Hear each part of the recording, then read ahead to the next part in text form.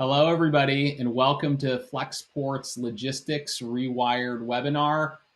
We're going to have two amazing guests from Parade and from Real Paper. We're going to be talking about how to stay in stock and unlock growth. We are hitting on all the most important topics today: navigating market challenges, managing customer experience, building a logistics team, surviving rapid growth, and picking the right partners for scale. It's going to be a very fast-paced 45 minutes, so buckle up, and we are going to dive in after a few housekeeping items. So one thing I want to do is on your screen, if you look to the right of the main stage, if at any time you need assistance during the live webinar, please message us in the help chat, and we will jump in to assist. You can also ask questions via the Q&A tab on the sidebar. Your questions will only be visible to you and the Flexport team, and we will be answering questions in written form throughout the webinar in lieu of doing a live Q&A at the end. A copy of the presentation slides will be dropped into the chat at the end of the webinar. We would also like to invite you all to our next webinar, which is going to be on May 11th, and it's about duty drawback. That's correct. Just because you pay duty doesn't mean that you can't draw it back at some point in the future. We will explain how some companies benefit from that program during the webinar on May 11th. Again, we will provide registration links. And lastly, an on-demand version of this webinar will be available after we conclude. So we will give you access through the same link that you've used to join today. A brief legal note: please keep in mind that all information provided in this session is based on the current situation at hand and may not be customized for your specific business requirements. We always recommend that you reach out to Flexport, talk to an expert to discuss your particular situation. But with that, I want to welcome our two guests. First, I want to introduce Shreya Matareddy from Parade. Shreya, welcome. Can you introduce yourself and tell us a little about Parade? Absolutely. Thanks, Ted. So hi, everyone. My name is Shreya Matareddy. I'm the Director of Operations and Customer Experience for Parade. Parade is a sustainable fashion D2C startup that was founded in 2019. I have had the pleasure of being a part of Parade's massive hypergrowth for the past 8 months, and I'm really happy to be here today and speaking with Hector and the rest of this team. Shreya, it's so great to have you. And I want to also introduce Hector Omogui. Hector is with Real Paper. Hector, can you tell us a little bit about yourself and Real Paper? Sure, absolutely. Thanks for having me. Very happy to be here and to speak with both of you. Real Paper is an alternative fiber paper products company. We started also in 2019. We believe in sustainability, which is why all of our products are tree-free and plastic-free. And, we just have a give back attitude. We partner with Soil down in Haiti to help build toilets. And yeah, we've also had some pretty good growth, and, we just want to spread the word about alternative paper sources in the world. Save the trees. Well, that's fantastic. Well, I know sustainability is important to both companies' missions, and we're going to touch on that as we go through some of the content today. So just opening up, I think that the audience is going to be really fascinated because both of your companies have experienced rapid growth over the last 2 years, but rapid growth oftentimes comes with challenges, especially when you're talking about supply chain and logistics, and especially when we're talking about the last 2 years. So just to sort of get us open and talking about things, I would love to know about the most difficult logistics challenge that you faced in the last couple of years, especially in the face of the market conditions and the growth expectations from your customers. So Shreya, maybe you can kick us off and talk about what has been most difficult in managing supply chain for Parade. Yeah, it's been a really interesting experience with Parade so far, especially since 2019. The brand has really just kind of exploded in the market. With that comes a lot of scaling challenges. So when I first started with Parade, it was a brand that was just doing bralettes and underwear and a couple different fabrics. But now since then, we've launched new countries, we've launched new products, new styles. Now we're doing, shirts and loungewear and everything. This is a Parade shirt. And it's been a really exciting time to be a part of that growth. One of the biggest challenges that I've kind of faced so far is really coming into this industry without seemingly that much experience in international freight and warehouse logistics, and figuring so much of it out in a time that is fraught with so many challenges across the supply chain. From shipments to constantly being delayed, never knowing how long something is going to sit in a port, banging at the customs door trying to get, shipments out. It's been really fascinating to kind of grow and learn in this sort of environment, particularly. Shreya, you told me something that I found fascinating, which was part of Parade's brand mission is also about inclusivity, making sure that when everybody loads up, their shopping cart is trying to check out on your website, that they see their size in stock. And you made an interesting point about one, how difficult that is to do. It's not just stay in stock, but stay in stock in all of the right sizes. But you also made a comment that a lot of people think of demand driving inventory. But what Parade has realized is that inventory can also drive demand, meaning when customers see that they are included and cared for by the brands that they want to purchase from, they're more likely to come back. Tell us more about how you navigated that challenge.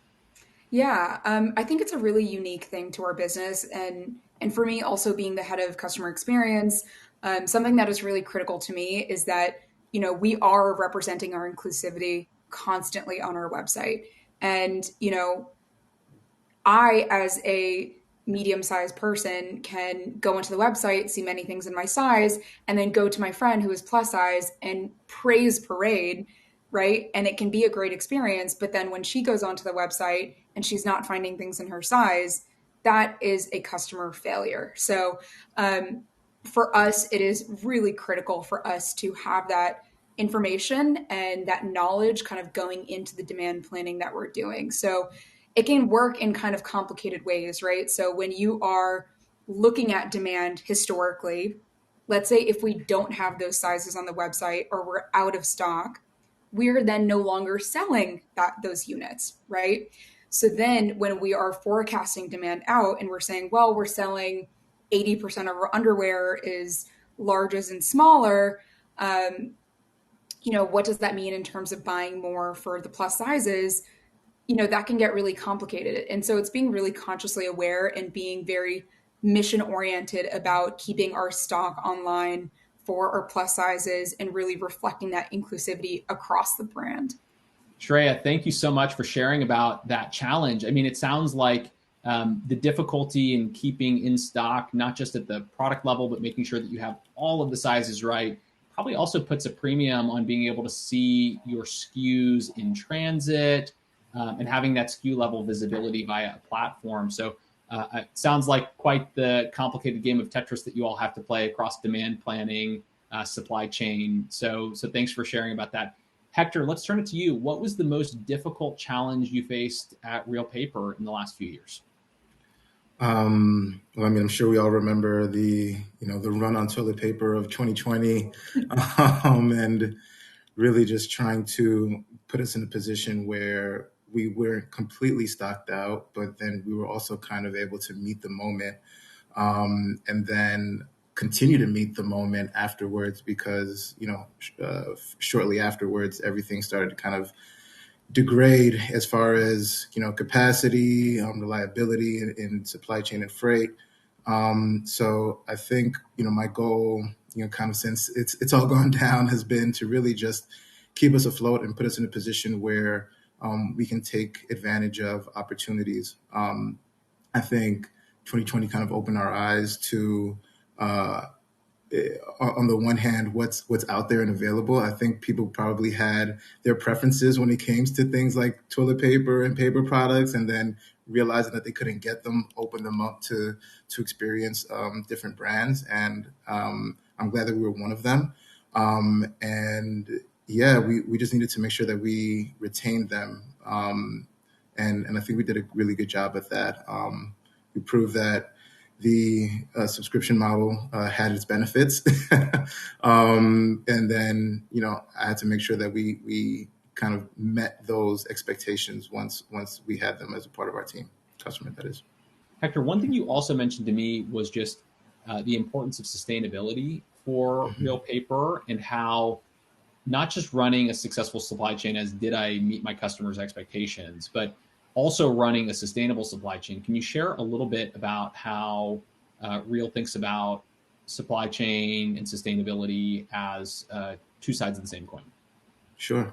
We do our best when it comes to supply chain and establishing the different nodes or different warehouses in positions where maybe we don't have to truck as far. Obviously, you see that our box is pretty big, so we offer quite a bit of product within the package, so that can reduce how much we're actually having to ship on a regular basis. We've partnered with Flexport to be a part of their carbon neutrality program. We really try to think of our operations in a way that are reliable, but then again are also sustainable. Our box, our product itself, as I mentioned, is plastic free, so we use a paper tape. We how do I say? And we continue to kind of push and think about how else. Like right now, we're looking into finding a way to also add carbon neutrality to our parcel processes as well. I think it's something that we wish was just kind of easy to implement and easy to find. But the truth is, you really do have to kind of seek it out, and that's something that we're just constantly working on. So if it adds complexity, tell us why it's so important to both of your company's missions. How does it help you with customers? What's the upside of focusing on sustainability? Yeah, I think there's massive upside. The obvious one is it's the right thing to do. And I think, we're headed towards a very scary climate crisis / in a very scary climate crisis. And I think the more companies that are making this a mission of their business and prioritizing it in their business, even companies that you wouldn't expect it makes a huge difference, right? If a company switches over from air freight into vessels, right? That in and of itself is a huge impact on the carbon emissions that you're putting out there, right? Just as a business. And you don't need to be a sustainable company. You don't need to do recycled clothing or recycled, paper. That's any company can be sustainable if you make that a priority. Mm-hmm. Yeah, genuinely. Our product especially, it's not a reusable product. It's something, it's inherently a waste product, right? And we don't feel that it makes, and it really just doesn't make sense to utilize trees and to utilize things that don't quickly grow back and are of the earth to make waste products. We want to kind of change the paradigm as to how people think about things like that. I think, when it was first presented to me as far as, here's a paper company that's trying to use an alternative source, it immediately made sense. It just kind of clicks with you. And I think for most people that's true. It's just a matter of them being exposed to the reality that these products are out there, that they exist. And so hopefully, by showing that it's something that you can accomplish, right? That you can have a successful business that is also sustainable, it pushes people and other companies to do the same. Because as Shreya mentioned, we're already in it. We're already in climate change. It's just a matter of how much worse it's going to get.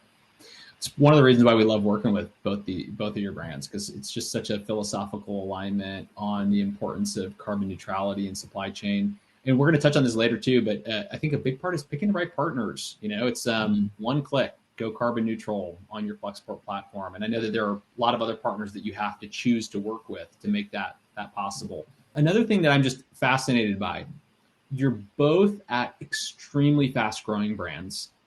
You are both teams of one on the supply chain side. So I'm sure that's stressful, but the real question I have is as your companies continue to grow, how do you plan to scale how are you thinking about the balance of headcount versus driving efficiency through either tech or process? Maybe Hector, you can start off, but tell us how you plan to scale at Real from your small but mighty team of one to what comes next. Yeah, so we started, I started with bringing in a couple of containers within, I don't know, a few months to bringing a large amount in a month, like, tens of containers within just a single month.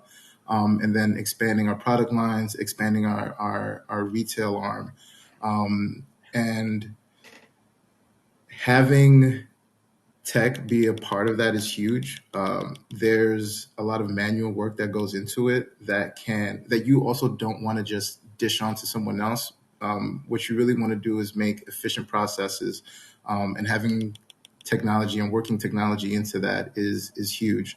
However, certainly, you want to continue to scale and you want to continue to bring on additional partners, additional retailers, have additional distribution arms.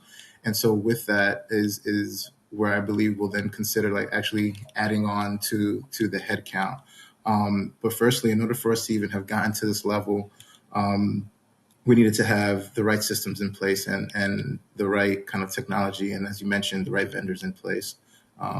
So that's kind of how I think about it. It's been a really wild ride. Like I said, when I first started, it was just bralettes and underwear. And then here we are launching a bunch of new styles, looking at new country expansions, D2C, retail partnerships. So obviously have given a lot of thought to how I want this team to grow and how I want this team to expand. Of course, when I first came in, I was Parade's first operations person. So much of it was just setting up an organization of, what is going on in the system? How can I get answers to the right people? I have lovingly called myself a cheat sheet queen because I am constantly finding ways to automate things. For me, the thing that I tell everybody is if you're doing it over and over again, you're doing the same thing over and over and over again, it's the same task, automate it. There's a way to automate it somehow because that is so boring to be doing the same thing over and over again. So for me, it's been a lot of just like setting up automation, self-serve, things that I can cut myself out as the middleman has been supremely key to me functioning in this job. But of course, as I'm thinking about kind of bringing on support in this team and thinking about how this team is expanding and growing, it's really about the different channels in which that we are prioritizing our business. So D2C is obviously a huge amount of our fulfillment right now. We've got 3PL, a bunch of our suppliers out of Asia and a little bit out of Europe. But of course, we're thinking about retail partnerships, right? How do we get in store? How do we think about how that changes the nature of these relationships in store? So I think like thinking through those things and, having dedicated resources on my team devoted to those different channels is likely kind of the direction that this team is going to go in. So until then, just a team of one, G-Sheet Queen over here trying to make it happen. You really did you both touch on like a lot of what I tend to hear. I tend to hear a lot of companies talk about landed cost. It's like everybody's looking at landed cost and trying to optimize landed cost, but very few companies are also thinking about staffing cost. And hey, if I'm going to staff large teams, I need managers, I need recruiters, I need to, have a knowledge base that they can tap into. I was very interested though, you said you may need to add headcount to consider expansion into retail or to think about other channels. Why is that the key moment? Like, what about that adds sufficient complexity or work that would require you to hire more people? Yeah, I think the reason why I said that is because those channels take a lot of dedication to them, right? It's sometimes there is a seasonal element to, especially in fashion in this type of work. There are elements that are seasonal, right? Maybe 1 week is really high in terms of retail. Maybe 1 week is really high in terms of D2C. Sometimes those things fluctuate. Sometimes they're both on at the same time.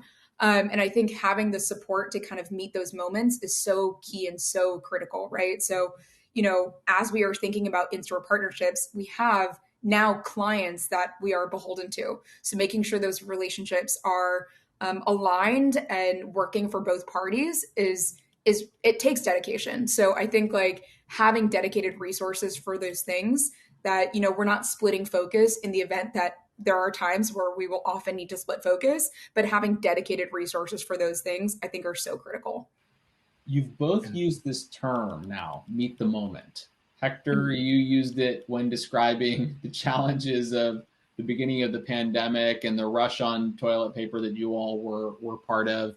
Shreya, you just mentioned it in saying, hey, when you're trying to craft new partnerships, you really need to meet the moment.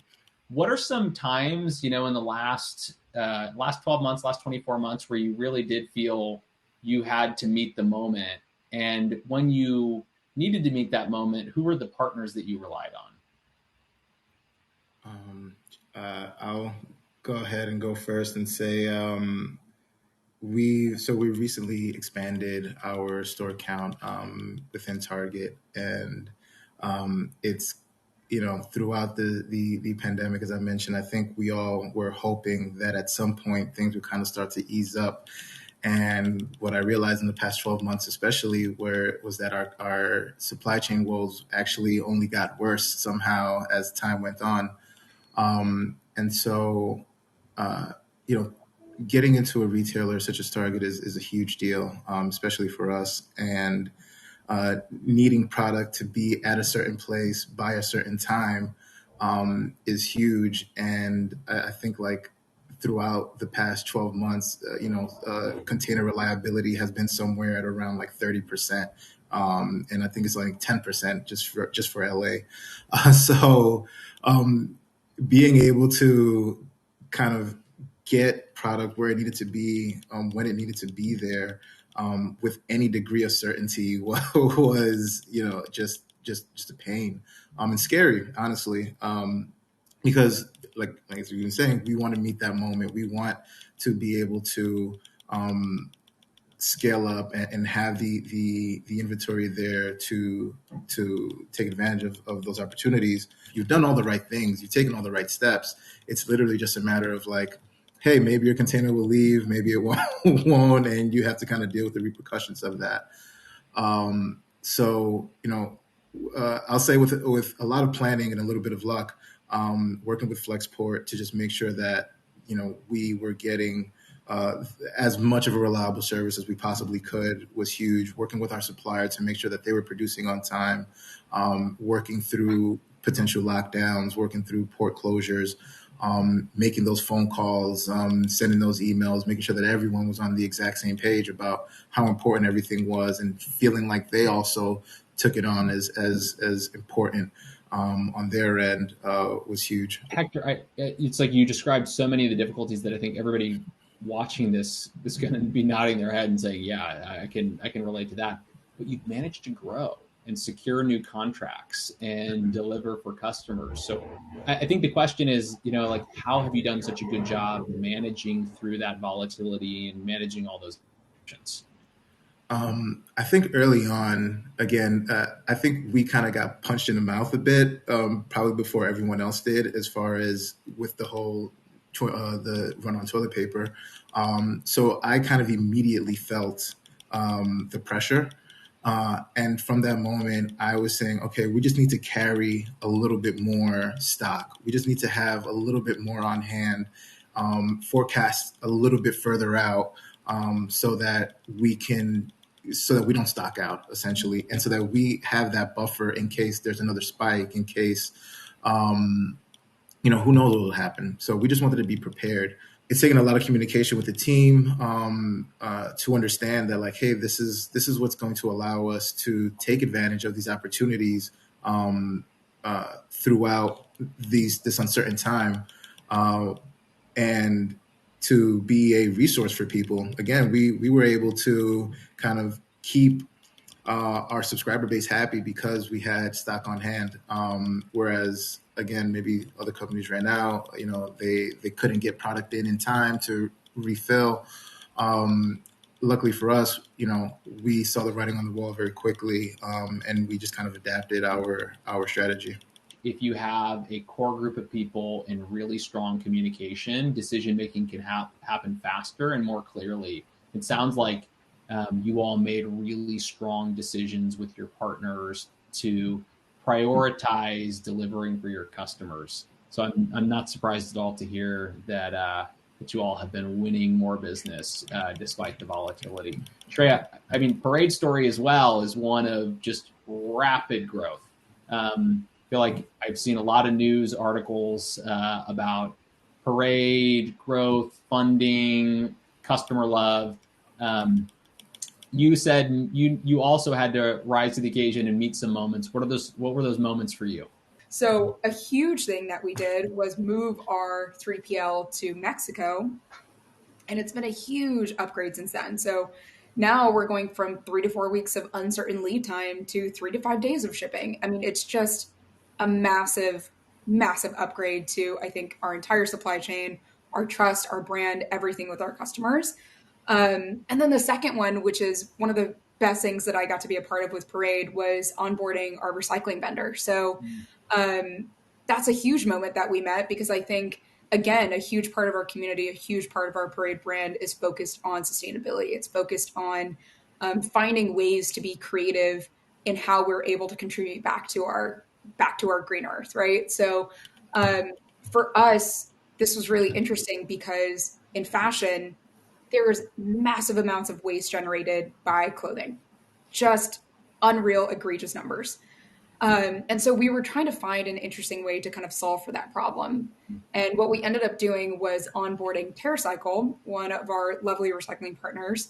And now we've got this program where customers on our website can come order a recycled like polymailer bag. We will send them a polymailer. They will put all of their old underwear in there from any brand. And we send them a shipping label and they send it off to TerraCycle. From there, TerraCycle is finding second life opportunities for our products. And that to us is, again, really critical. And it's about kind of bringing that sustainability in all forms of that sense too. So independent of Flexport, who are some of these partners that you all rely on to be able to create these magic moments for your customers? I think you mentioned TerraCycle. Are there other partners that that you would recommend to the listeners? Yeah, for sure. My biggest and best one is my warehouse, my 3PL. I rely on them daily. I communicate with them daily. They're a great group of people. XB Fulfillment, if you ever see this, shout out to you. You guys are great. It's kind of crazy how they never say no to us. There are so many kind of new ventures we're kind of jumping into. We're like, hey, can you embroider clothes for us? They've never done that, or at least to my knowledge, they haven't done that before. But they say yes. They say yes to everything, which is fantastic. Almost wish sometimes as an ops person they would start to say no. But they've been amazing. And then apart from that, Happy Returns has been another really kind of key critical moment for us, where before Happy Returns, we didn't have a feasible way to kind of accept reverse logistics, especially when we were operating out of China. There was really no point in someone sending a return all the way back to China, only for us to also have to send it again back to the US. That was crazy. So, it was kind of a very kind of frustrating financial pain point of the company, where we were refunding customers without physically being able to accept the product back and have another opportunity to resell it again. So that was a huge one. Happy Returns has been really great to work with. Since then, they've been acquired by PayPal. It's just kind of expanded out their product offering as well. And then of course, you said aside from Flexport, but shout out to Jake and Tom, you guys, and Nick. You guys are, my backbone and have taught me so much since I've joined with Parade, and have heavily, heavily relied on them. Jake and Tom and Nick are my backbone. I love those team members. So, Hector, what about you? What partners would you recommend? Yeah, not to pit 3PLs against each other, but I also feel like my 3PL has been a huge integral part of our success. And the whole team at Flow Space, essentially, those are our guys and gals over there who really just have our backs when it comes to, everything under the sun. To your point, we've had a couple of special projects with them that we needed to kind of implement on the fly, and they've said yes for anything we need, any issues we have. They're quick to respond, and I think that's one of the biggest things. We actually changed. We switched 3PLs after 2020, so like mid-pandemic. And we moved to them, and it was just a bit of night and day between the accountability, the transparency, and the service level that we were getting. They are definitely right there. Right hand, right hand on the domestic side. And at least for me, as an ops, that's it between them and you guys. Honestly, I'll give a shout out to Gary, who I know he's no longer with the company, but he was awesome. Jake was also there, and Kylie, who are on the team now. Yeah, it's pretty awesome when you can just text your freight forwarder, your brokers, and just kind of sort out any issues quickly over the phone. That level of service and that care is exactly why we partnered and why you use it. Why you guys actually are partners. Well, we feel the same way. Likewise. So I want to take a little bit of a different direction now. So Shreya, I love that your role is actually in charge of operations and customer experience. I don't see that very often, that it's like actually in the title, operations and customer experience. How do you view the interaction between those two? Yeah, I think it's really tied together. I'm actually surprised. People tell me this all the time, that it's kind of a rare thing to have both of those roles combined. But I really loved it. The way that I describe it to people is that I'm responsible for the product the second that it's done being manufactured at the factory. So the second that it's ready to be put on a boat, put on a flight, I'm coordinating with Flexport, getting it to our warehouse, and then getting it from our warehouse to our customer. And then, of course, from a CX perspective, responsible for that customer experience up to 30 days after the customer has it. So I think, those two things, I think they give a lot of perspective into each other, right? I think kind of my ops background gives me perspective into a customer experience side, where I'm thinking, how can I how can I gamify? How can I surprise? How can I delight the customer experience? But how can I feasibly do it using operations? And I think having that operations mindset kind of expands my brain into like what is possible, what is in scope. How can I, be creative with our collateral? How can I be creative with our gifting? Finding ways to do that, and then in reverse, again, it constantly ties in. When customers are contacting us about some SKU issue, because of course it happens. We've got 20,000 SKUs. Like, SKU issues happen sometimes, and our customer support team is telling us, "Hey, 100 people have contacted us about some very specific SKU issue." Those two things go tie hand in hand together, right? It's me going back to our operations team, our warehouse, and saying, "Hey, what is going on here? What is causing this issue?" And having those two things married together, I think, allows me to kind of, again, gain better perspective into both. Both of those things, I think, are beautiful marriages of ops and customer experience. And Hector, I know that Real Paper has delivered a fantastic customer experience to their subscriber base. How do you work with other team members within Real Paper to make sure that customer experience and operations go hand in hand? Our CX manager, he's like our North Star, honestly. I feel like when they are they're like the tires on the road. They're what it's making contact and kind of letting us know, giving us the feedback as to what's working and what isn't. So I genuinely use them as my compass.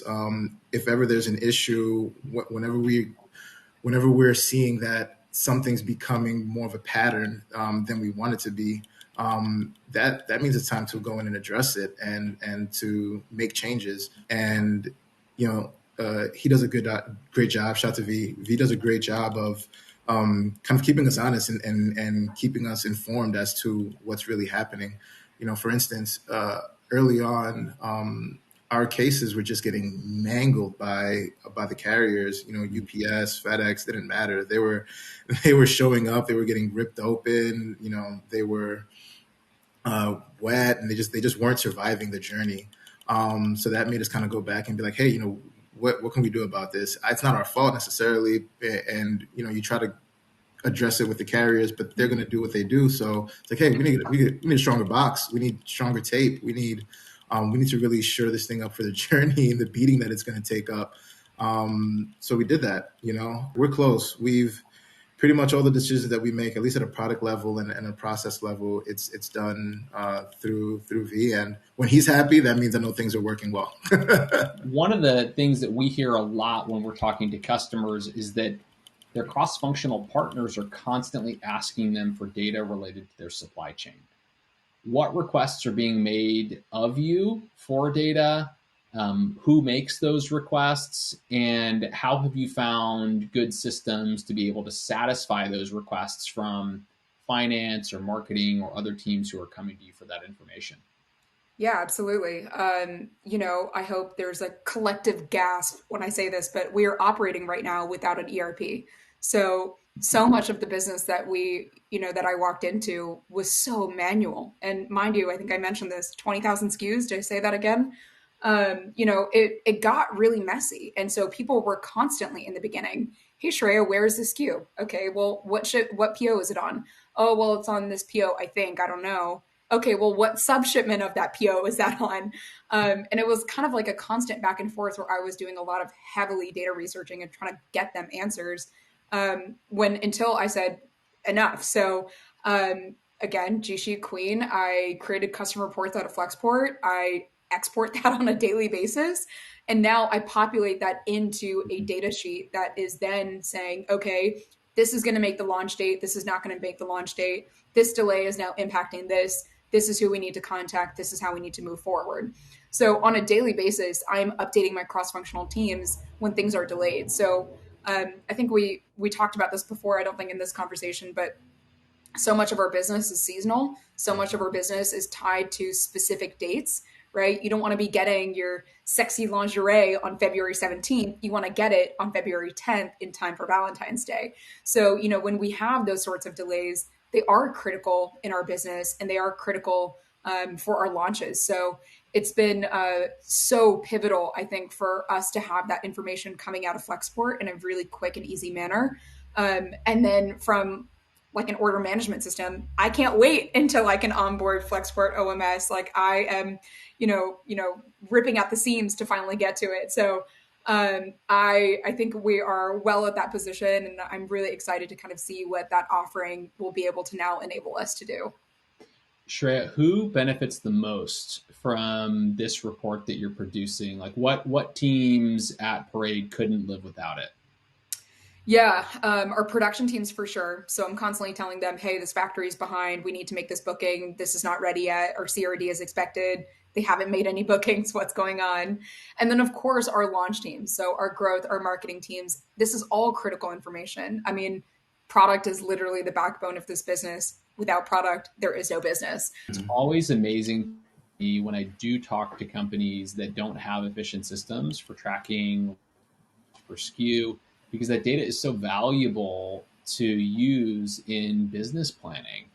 Being able to do, scenario planning, what if, to decide how much you should charge for your product, to look at, what could be the effects of inflation on the business going forward. I mean, it's even valuable for investors or, if you're trying to secure a loan. So, I mean, the value of that data goes so far beyond just trying to minimize freight costs. And, and I'm glad to hear that you all are using that data and weaving it into other business processes, because I think that's where you really start to differentiate yourself as an operator as well. Yeah, we have to make decisions based off of what we're seeing in real time and then project out, hey, is this a long-term reality or a short-term reality? Can we kind of live with this in the moment? And do we see a benefit to continue to run X promotion, or should we actually scale that back and maybe put that towards something else that's not as cash intensive?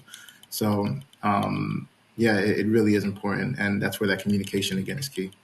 Well, you just have hit the nail on the head with that. And I've even seen a lot of customers use transit time, manufacturing lead times to help model out their cash to cash cycles, so they can estimate how much working capital they need. And that's always a big question for companies that are growing fast: is how much working capital are they going to need to fuel that growth? And it's extremely hard to model working capital needs accurately if you don't have good data from the time you cut that PO until the time you're getting cash from the end customer. And it's really a black box if you don't have structured data to make those assessments. And so then you don't know how much do you need to raise in venture, how big does the line of credit need to be from the bank to be able to fuel your growth. So totally agree, and excited to see you all use data from the platform in innovative ways. So excited to hear that. Yeah, I remember someone told me once, they said, if you don't know your numbers, you don't know your business. And I love that. That's so true, right? Like, if you don't know your numbers, you really have no idea what's going on in your business. And if you're not paying attention, those cost per unit numbers, they'll creep up on you. And those pennies that they creep up, like those are thousands, if not sometimes millions of dollars of expenditure. So yeah, it's so critical, I think, for us to have that insight into the business at this point. Absolutely. What do you wish you knew if you rewind the clock back pre-pandemic, before rapid growth? What do you wish you knew before you had that moment that you needed to rise to the occasion and meet your scale moment? Yeah, this is my general advice, particularly for any women out there. I read this in Lean In Sheryl Sandberg's book, but she said women often feel like they need to be 100% qualified for something to even consider applying for it. You don't need to be 100% qualified for something to be 100% qualified for it. You can figure it out. And I think, that's been my best learning from this job. Even talking to Hector has been so interesting because both of us operate pretty similar, D2C brands. But then even within that, there is so much variation within our businesses that has us focused on very separate things. So you will never be 100% qualified or 100% experienced in whatever you're kind of going into. Just feel the confidence that you'll figure it out, and you will figure it out. Just kind of surround yourself by smarter people. Like I said, Jake, Tom, Nick, they taught me so much in the beginning. I was like, is this normal? Is this not normal? I don't know. Can you tell me? Am I bothering you too much? And they're so generous with their time and, with their knowledge. Just be open to that. Be okay with not having all the answers. Be okay with looking a little dumb. Be okay with that, because I think it really opens you up to learning and growing and being hungry and staying hungry. So I think, ladies, I was not a director for this position.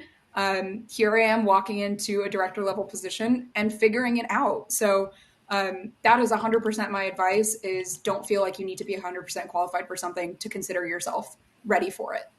Speak up. That's the biggest thing for me. It's speak up. Don't be afraid, as Trey mentioned, to look dumb or to seem as if though, or feel judged or judge yourself even for not having the answer. More likely than not, the answer isn't just out there. The answer is something that you'll need to figure out.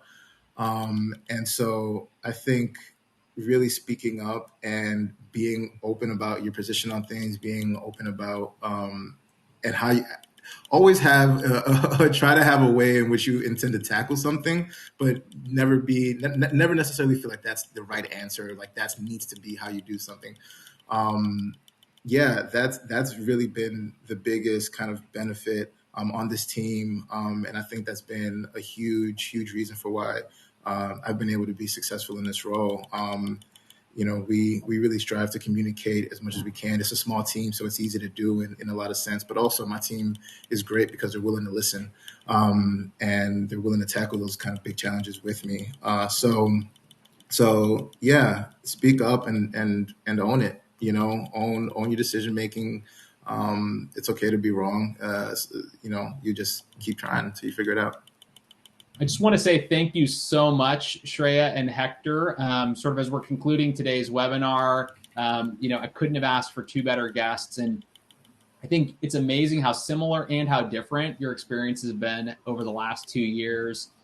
This is definitely a brain trust that I'll come back to when I want to reason about supply chain and talk about how to deal with the facts that we see on the ground. So thank you both for joining us.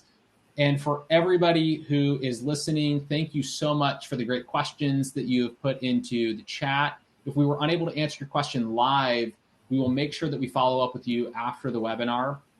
And if you enjoyed this type of content, we have a newsletter that focuses exclusively on the most important topic for e-commerce companies. We will put a link to subscribe into the chat.